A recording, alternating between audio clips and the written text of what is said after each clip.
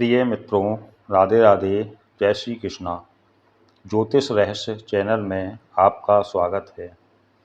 आज के वीडियो में हम किसी भी कुंडली में योग कारक, कारक, मारक और बाधक ग्रह के बारे में जानेंगे कि कौन सा ग्रह आपके लिए योग कारक है, कौन सा ग्रह कारक है, कौन सा ग्रह बाधक है।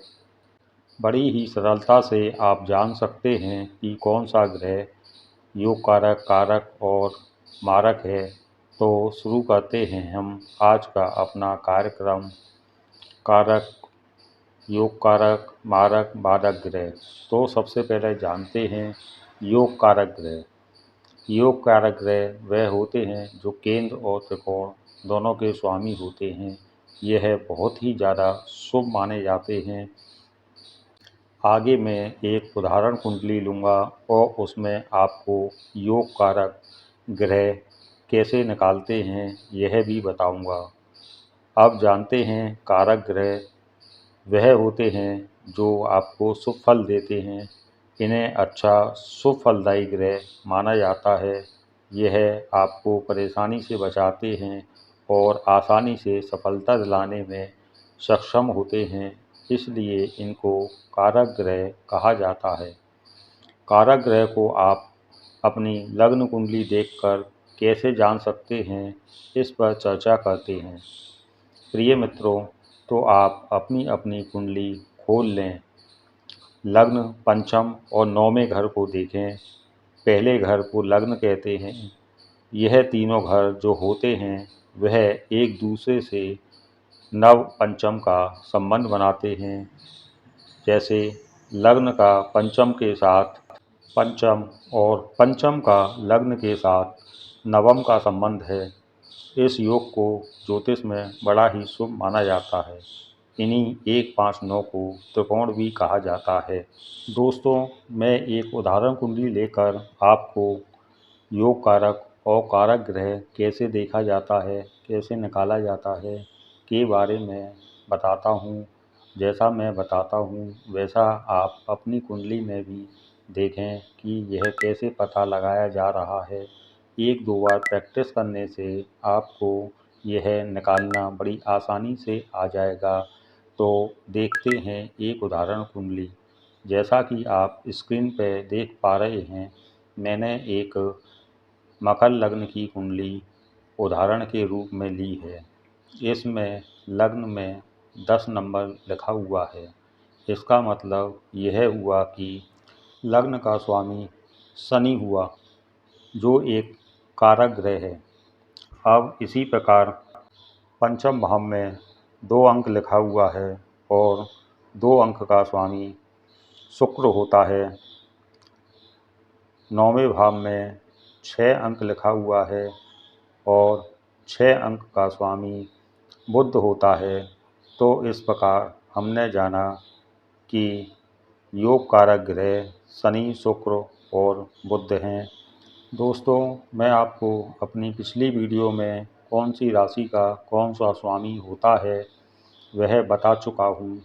जिन लोगों ने वह वीडियो नहीं देखी है, कृपया करके उस वीडियो को देख लें। उदाहरण कुंडली के साइड में भी मैंने राशि और उनके स्वामियों के नाम लिख दिए हैं। जैसे 1 और 8 का स्वामी आपका मंगल है, 2 और 7 का स्वामी शुक्र है, 3 और 6 का स्वामी बुध है, चौथे राशि का स्वामी चंद्र है, 5वीं राशि का स्वामी आपका सूर्य है, 9वें और 12वीं राशि का स्वामी गुरु है, 10 और 11 राशि का स्वामी आपका शनि है। दोस्तों, आपको राशि और उनके स्वामी याद कर लेने चाहिए।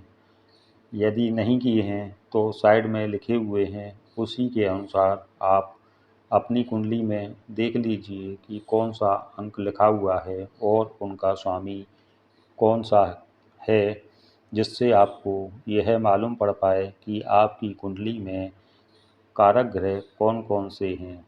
दोस्तों, इस उदाहरण कुंडली में योग कारक ग्रह शुक्र हुआ, क्योंकि शुक्र पंचम और दशम का स्वामी है। जैसा कि मैंने आपको बताया था, जो ग्रह केंद्र और त्रिकोण दोनों का स्वामी होता है वह योग कारक होता है। चलिए अब जानते हैं कि मारक ग्रह कौन सा होता है और इसे कुंडली में कैसे देखा जाता है। मारक ग्रह वह होते हैं जो आपको अशुभ फल देते हैं, आपको मृत्यु के समान कष्ट देने की क्षमता रखते हैं। जो ग्रह आपको मानसिक, आर्थिक और शारीरिक रूप से कष्ट देने में सक्षम हो, उन्हें मारक ग्रह कहा जाता है। प्रत्येक कुंडली में द्वितीय और सप्तम भाव मारक होते हैं और इन भावों की राशि के स्वामी को मारक ग्रह कहा जाता है। जब भी इन ग्रहों की दशा, अंतर्दशा या प्रत्यंतर दशा आती है तो आपको बहुत ही परेशानी का सामना करना पड़ सकता है। द्वितीय और सप्तम भाव ही मारक क्यों होते हैं, यह जानना भी बहुत ज़रूरी है। लग्न से अगर देखते हैं तो 12वां भाव जो होता है व्यय का होता है। किसी भी कुंडली में अष्टम भाव से आयु को देखा जाता है। अष्टम से अष्टम तृतीय भाव हुआ, उससे भी आयु को देखा जाता है। अगर हम अष्टम भाव से देखते हैं कि द्वादश भाव कौन सा हुआ, तो वह सप्तम भाव आता है, इसलिए सप्तम भाव को मारक कहा जाता है। इसी प्रकार तृतीय भाव से अगर द्वादश देखते हैं तो वह भी उम्र के खर्चे का घर हुआ, तो द्वितीय भाव को भी इसलिए मारक कहा जाता है। मित्रों, तो आप समझ गए होंगे कि मारक ग्रह कैसे देखे जाते हैं। अभी उदाहरण कुंडली में हम समझेंगे कि मारक ग्रह कैसे निकाला जाता है। उदाहरण कुंडली के द्वितीय भाव में 11 अंक लिखा हुआ है और 11 अंक का स्वामी शनि है। तो इस उदाहरण कुंडली में एक मारक ग्रह तो शनि हुआ। अब सप्तम भाव को देखते हैं तो सप्तम भाव में 4 अंक लिखा हुआ है और 4 अंक का स्वामी चंद्र है। तो इस कुंडली में द्वितीय मारक ग्रह चंद्र हुए, परंतु शनि तो कारक ग्रह में भी आए थे, इसलिए शनि को मारक ग्रह में शामिल नहीं किया जाएगा और शनि को केवल कारक ग्रह में ही गिना जाएगा। मारक में से शनि को हटा दिया जाएगा। तो अब समझते हैं बाधक ग्रह। बाधक ग्रह जैसा कि नाम से ही स्पष्ट है, बाधा डालने वाला ग्रह। और सरल शब्दों में समझाते हैं, जो ग्रह रुकावट पैदा करे, संघर्ष बढ़ाए, किसी भी काम को आसानी से ना होने दे, उसे बाधक ग्रह कहते हैं। बाधक ग्रह समझने से पहले आपको यह समझना पड़ेगा कि राशि कितने प्रकार की होती है। तो समझते हैं कि राशियाँ कितने प्रकार की होती हैं। राशियाँ 3 प्रकार की होती हैं: चर राशि, स्थिर राशि, द्विस्वभाव राशि। चर राशि के अंतर्गत 1, 4, 7, 10 नंबर की राशियाँ आती हैं। स्थिर राशि के अंतर्गत 2, 5, 8, 11 नंबर की राशि आती हैं और द्विस्वभाव राशि के अंतर्गत 3, 6, 9, 12 नंबर की राशियाँ आती हैं। चर राशि में 11वें भाव का स्वामी बाधक माना जाता है। स्थिर राशि में 9वें भाव का स्वामी बाधक माना जाता है और द्विस्वभाव राशि में 7वें भाव का स्वामी बाधक माना जाता है।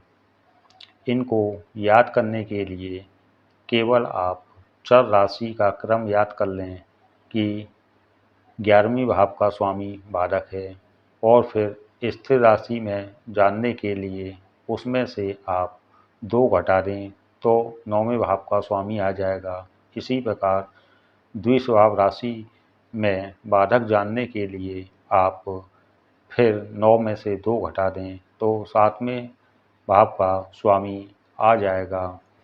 अब पुनः उसी उदाहरण कुंडली को लेते हैं और जानते हैं कि इस कुंडली में बाधक ग्रह कौन सा है। चूँकि यह कुंडली चर राशि की है तो उसके हिसाब से इसमें 11वें भाव का स्वामी बाधक ग्रह हुआ और 11वें भाव में 8 नंबर लिखा हुआ है और 8 नंबर का स्वामी मंगल होता है, तो इस कुंडली में मंगल बाधक ग्रह हुए। आप भी इसी प्रकार अपनी अपनी कुंडली में देख लें कि कौन से ग्रह आपकी राशि में बाधक हुए। इस प्रकार दोस्तों हमने जाना कि इस कुंडली में कारक ग्रह शनि, शुक्र और बुध हैं। मारक ग्रह शनि और चंद्र हैं। बाधक ग्रह मंगल हैं। दोस्तों तो सभी को एक बार पुनः समझ लेते हैं। योग कारक शुक्र, कारक शनि शुक्र बुध, मारक शनि चंद्र और बाधक ग्रह मंगल हैं। मैं पुनः आपको स्मरण करा देता हूँ कि शनि कारक में भी शामिल हैं और मारक में भी शामिल हैं, तो केवल शनि को कारक में ही गिना जाएगा, मारक में नहीं गिना जाएगा। इसी प्रकार अगर कोई ग्रह योग कारक में भी शामिल होगा तो और मारक में भी शामिल होगा तो उसे मारक में ना गिनकर केवल कारक में ही गिना जाएगा। दोस्तों तो बड़ी सरलता से हमने आज के वीडियो में योग कारक, कारक, मारक और बाधक ग्रह को निकालना सीख लिया है। आगे के वीडियो में मैं आपको और भी कुछ रोचक जानकारियाँ दूंगा। तो मिलते हैं अगले वीडियो में। आपका दिन मंगलमय हो। राधे राधे। जय श्री कृष्णा।